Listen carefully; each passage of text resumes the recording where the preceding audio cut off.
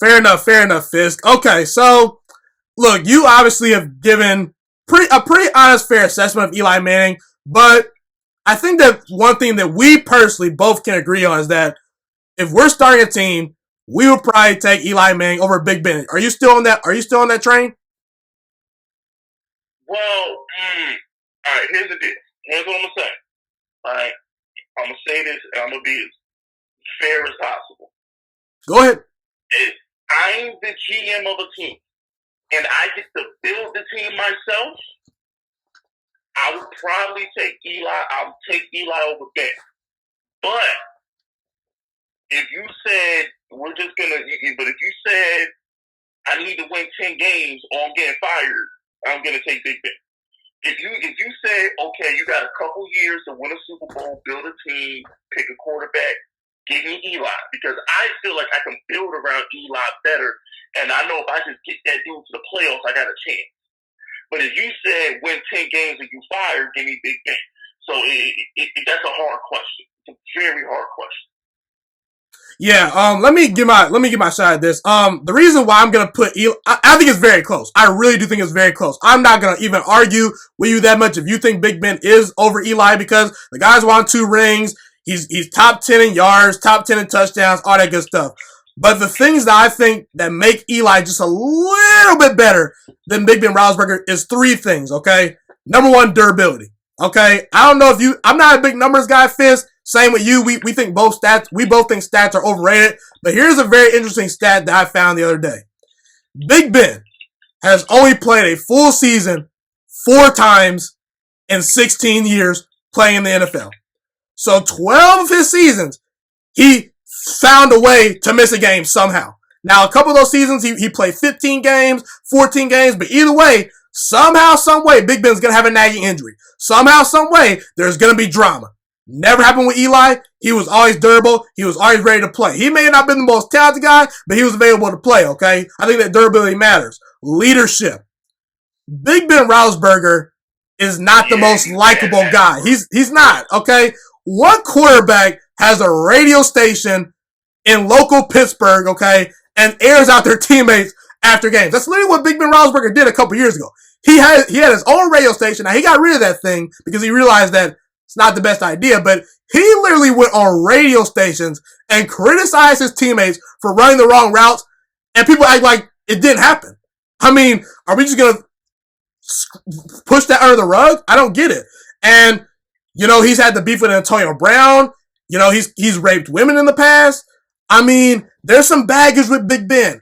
That doesn't work with all these franchises. See, he plays for the Steelers. They're well run, so they're going to cover up those things. In other organizations, that's a problem. And the final thing, really the biggest reason, because honestly, if you're talented, I can deal with some baggage. I think that Eli did more with less. As you said, if I'm going to get fired the next day, if I need a quarterback, I'm probably taking Big Ben Roethlisberger because I know what I'm getting. Eli is not as consistent and not as talented as Big Ben. But if I can build my team, I'm taking Eli Manning for this reason. Okay? Big Ben has no Super Bowl MVP, so what does that tell you? He wasn't always the driving forces of his team. He should have been Super Bowl MVP in the second one. There's very few things I defend Big Ben on because I think he is one of the most overrated quarterbacks of my lifetime. But, because, Aaron Rodgers isn't overrated. Aaron Rodgers is a disappointment. Aaron Rodgers is like a disappointing child. All right, it's depressing. Aaron Rodgers is disappointing. Big Ben is overrated. So I'm not going to defend Big Ben for so much, but that throw that he made to Santonio Holmes was pretty nice. That throw he made to Santonio Holmes was great. Either way, he should have been MVP. Okay, but let's just talk about the one Super Bowl that we obviously think he did not deserve to get MVP, because I was actually surprised that he doesn't have a Super Bowl MVP. So I tend to agree that he should have gotten that MVP in that second Super Bowl. But the first Super Bowl, the worst passer rating in Super Bowl history, how much credit can I give you? See, Big Ben Roethlisberger is the definition of the worker that does their job. But do they really go above and beyond? See, with the teams that Big Ben... He's mixed. He do enough not to get fired. Exactly. He do enough not to get fired. He do enough not to get fired. Yeah. That's kind of what I'm getting at. Because See, with the teams that Big Ben has had, I'm not surprised that he's won 2 Super Bowls. I'm not trying to discredit him because he's a great quarterback. He was a top 5 quarterback in his prime. Eli Manning was a top 5 quarterback maybe once or twice throughout his entire career for a season. Yeah, I agree. So, I mean, my whole thing is, I just don't think that Big Ben Roethlisberger, I think that he could have did more in Pittsburgh. I think that he's slightly underachieved in Pittsburgh. He's won 2 Super Bowls, which is great. Slightly? Are you kidding me? This whole decade was a disappointment to him. You got the best you got the best running back and best wide receiver in the entire league, and you can't go to a Super Bowl? Like, nah. He's very, very, very underachieving. Very overrated. When it's been Big Ben's team, when it has been Big Ben's team, when he's been the driving force, he hasn't gotten a ring. Notice how when he was, he had all those elite defenses, and then, when he faces Aaron Rodgers in the Super Bowl, for one, he avoided Tom Brady, okay? We know that Big Ben Roethlisberger cannot beat Tom Brady. That's one thing about Philip Rivers and Big Ben Roethlisberger that I will say is that they can't beat Tom Brady. Eli Manning can. Eli Manning's a better playoff quarterback than both of them, no doubt. You want the Super Bowl, you take Eli. But a good job depends on it. If you want to keep cashing them checks, you better take Big Ben. Yeah, I mean, I agree. I mean, Big Ben, he's lost to some quarterbacks. So I'm like, what are you doing? David Gerard, Tebow. Nah, Eli Manning ain't losing no games. At the end of the day, if you want to win a Super Bowl, you take Eli Manning. If the whole goal is, if I guarantee my job for 5 years, if you guarantee me 5 years, I'll take Eli Manning. If I'm on a hot seat and I have to win 10 games, you don't want Eli Manning. Yes, I'm not want Eli Manning. I think Eli Manning only won 10 games 3 times. No, he had 2. He went 10-6 the first Super Bowl year. I think he was 11-5. No, let me see, 1, 2, 3. 4 times tops. I want to say he had an 11-5 season with Coughlin, and he had a 10-6 season with Coughlin. I know he went 11-5 with McAdoo. I think there was one other. So 3, maybe 4 years out of 16, 17 seasons as a quarterback. So the guy starts for 16, 17 years. And all Eli Manning, he only had 3 10-win seasons.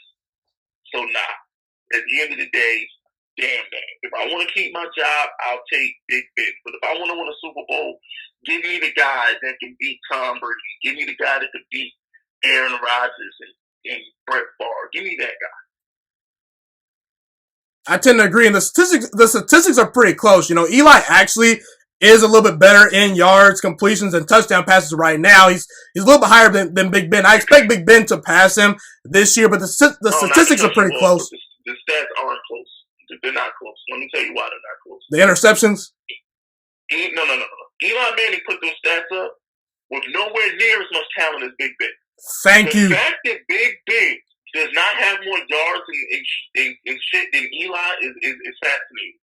If you said one guy was going to have Antonio Holmes, Hines Ward, Antonio Brown, did he get Juju and stuff? Like, come on, bro. Martavis Bryant? Be annihilating. Yeah. Emmanuel Sanders. He had that stretch with Emmanuel Sanders before Antonio Brown saw the ball. So at the end of the day, Big Ben should have more yards than what he has. So, whatever with that. Yeah, that was kind of my point. The fact that it's close kind of proves my point. Eli does more with less. He elevates the players around him, and I honestly think that if you give him those teams that Big Ben had, he wins more rings. And maybe Ben gets what? You said what? Oh man, if Eli Manning was on the Steelers, his first 10 years in the league, Eli Manning has at least 5. Oh, 5? Yeah. Oh, I don't know about that. I give him maybe 3. At least 5. Let me tell you why at least 5, right? Hot take, but go ahead. Big Ben with the 3. So Big Ben with the 3. So that's 3 right there, right? That's at least 3. Do you really think that Eli Manning will lose to Tim Tebow in the first round? No. Do you think that Tom Brady is beating Eli Manning in 2 straight playoff appearances when he got Antonio Brown and Le'Veon Bell? It depends on where the game's played, but I give Eli a good shot. Even in Foxborough. I mean, the one thing I will say about the Super Bowls, they were neutral fields. So, I mean, but I gotta see where they play. I will say I give Eli a better shot than Ben. I give Eli a better shot than Ben for sure. I'm just saying, and then he lost to the corpse of Peyton Manning in the 2015 stop. No, he lost to David Lamar. No, stop. He lost to Blake Bortles. I know. Eli Manning losing a home playoff game to Blake Bortles. No, Eli Manning is not losing a home playoff game to Blake Bortles. Eli Manning is Tom Brady if he's in Pittsburgh. He's 5-6 Super Bowls in. Stop. He's got at least 5 or 6 Super Bowls if he's in Pittsburgh. At least. Minimal. He's Tom Brady at minimum in Pittsburgh. And his floor is Tom Brady if he's in Pittsburgh. The only pushback I would say is that outside of the 2 runs that Eli made, he went one and done all the rest of the ways. That's the only pushback I really have. But I mean, yeah, but he ain't had those defenses in Pittsburgh. He ain't had that's that true. Shit. That is true. People, listen, you can name the Pittsburgh defenses. Unless you're a Giants fan, you can't name a soul after the front 4. No doubt. Now, personally, I don't think Phillip Rivers is a Hall of Famer. Do you agree? Nah, he's not, but he'll get in. I do. I think he'll get in, but I wouldn't vote him in. I think that you either need to win rings or be dominant. Nah, and when you're a quarterback, if you're a quarterback, you better have like 2 to 3 MVPs, or you gotta have a Super Bowl. Yeah, I tend to agree. And I don't think Rivers was ever top 5. He was top 10. I think that he was close, but yeah, I wouldn't vote him into the Hall of Fame.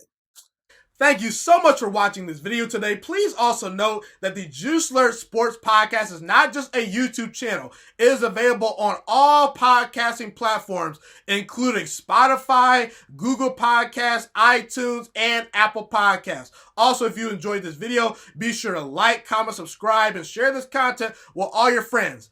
This podcast is my favorite thing in the entire world right now. It is my passion. And I want more people to listen to this podcast. I really want this podcast to grow.